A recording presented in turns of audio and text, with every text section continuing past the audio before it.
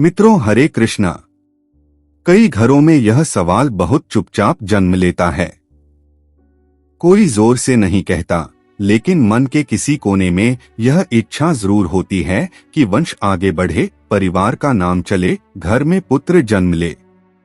शास्त्रों में कहा गया है कि संतान केवल शरीर से नहीं आती, बल्कि वातावरण, विचार और कर्म तीनों से जुड़ी होती है। जब कोई दंपत्ति बार बार प्रयास करता है और फिर भी मनचाहा परिणाम नहीं मिलता, तो धीरे धीरे मन में बेचैनी आने लगती है। रिश्तों में तनाव बढ़ता है, एक दूसरे को दोष देने की आदत पड़ जाती है। शास्त्र कहते हैं कि यही सबसे बड़ी भूल शुरू होती है, क्योंकि संतान सुख सबसे पहले शांति से जुड़ा होता है। पुरानी मान्यताओं में कहा गया है कि जिस घर में पति पत्नी के बीच कटु शब्द ज्यादा होते हैं, वहां गर्भ की ऊर्जा अस्थिर हो जाती है। इसलिए सबसे पहले जरूरी है कि घर का माहौल शांत हो।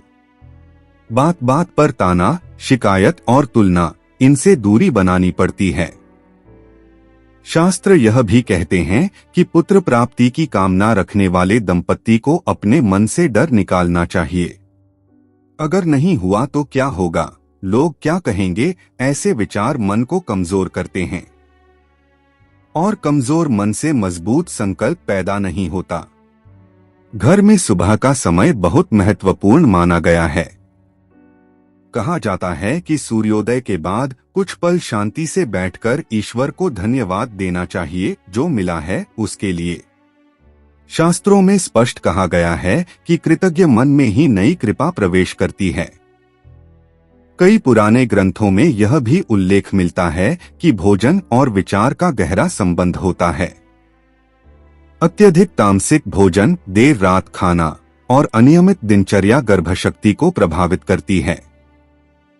इसलिए सरल, सात्विक और समय पर भोजन को महत्व दिया गया है। गुरुवार और सोमवार को विशेष माना गया है। गुरुवार को भगवान विष्णु और सोमवार को भगवान शिव की आराधना मन को स्थिर करती है। लेकिन शास्त्र यह भी कहते हैं कि पूजा से ज्यादा जरूरी है भावना।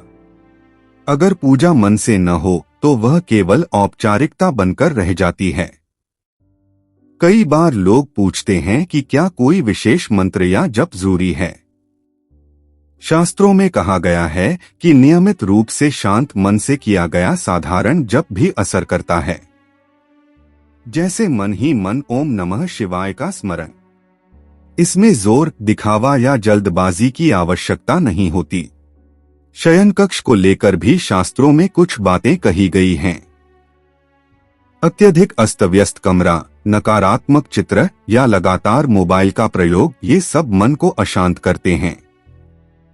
शांत वातावरण, स्वच्छता और समय पर विश्राम को गर्भसुख से जोड़ा गया है। लेकिन यहाँ एक बात बहुत स्पष्ट कही गई है, संतान पुत्र हो या पुत्री, दोनों समान हैं। शास्त्रों में पुत्री को भी लक्ष्मी का रूप माना गया है। अत्यधिक दबाव, जिद और तुलना कई बार वही चीज रोक देती है जिसे पाने की इच्छा होती है।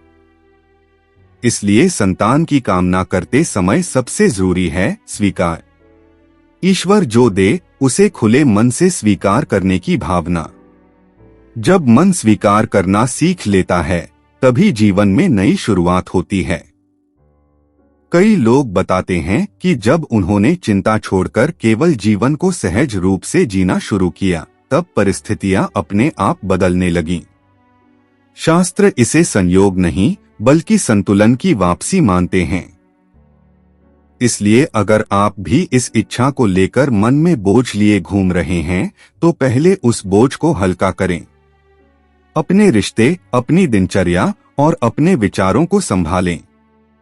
क्योंकि शास्त्र कहते हैं, जब घर का वातावरण तैयार होता है, तभी नई आत्मा का स्वागत संभव होता है। और अंत में यही कहा गया है कि संतान ईश्वर का प्रसाद है, मांग नहीं। प्रसाद हमेशा उसी को मिलता है जो धैर्य और श्रद्धा रखता है। अगर आपको यह जानकारी अच्छी लगी हो तो वीडियो को लाइक करें और चैनल को सब्सक्राइब करें। आप देख रहे हैं अपना YouTube चैनल मंत्र ध्यान।